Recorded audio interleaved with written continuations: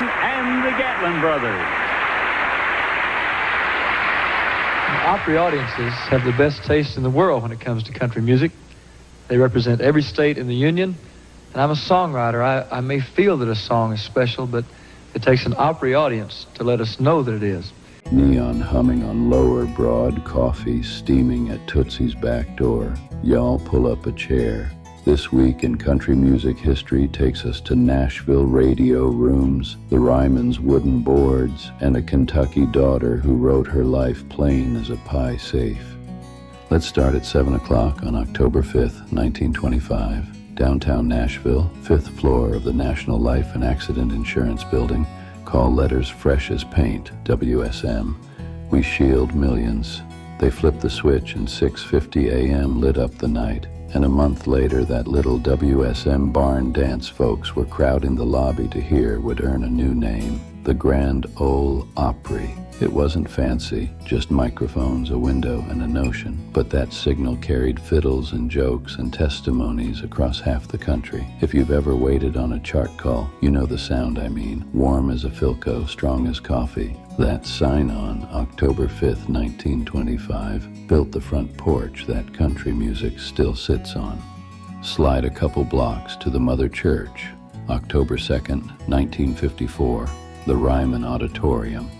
A nervous 19-year-old from Memphis walks out for his one and only Grand Ole Opry slot. Elvis Presley with Scotty Moore and Bill Black kicks into Bill Monroe's Blue Moon of Kentucky.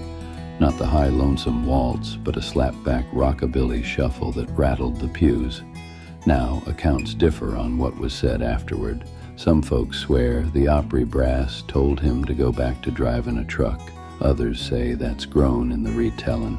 But here's what's certain. The crowd was polite, not wild, and Elvis never played the Opry again. 2 weeks later, he'd land on the Louisiana hayride, and the fuse would burn fast from there.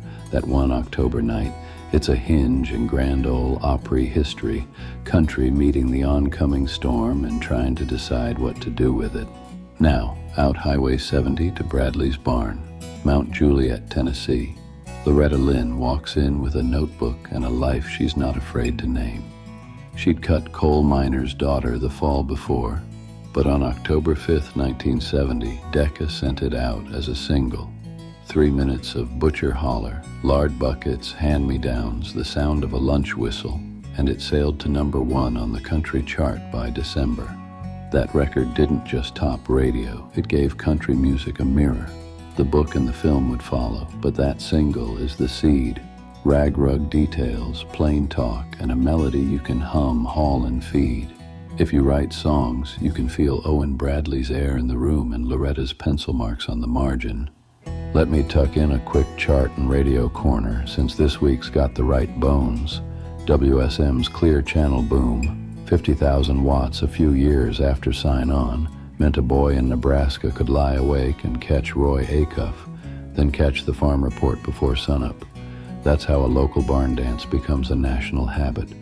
And when stations spun Loretta's single in October 1970, they weren't just adding a record, they were adding a chapter.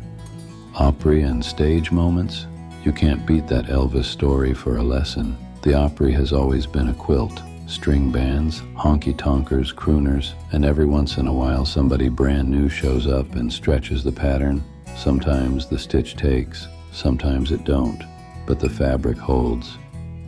Lightning rundown before we close. October 4th, 1929. Happy birthday to Leroy Van Dyke of Mora, Missouri. Auction chant in his throat, The Auctioneer in 56, and Walk On By in 61.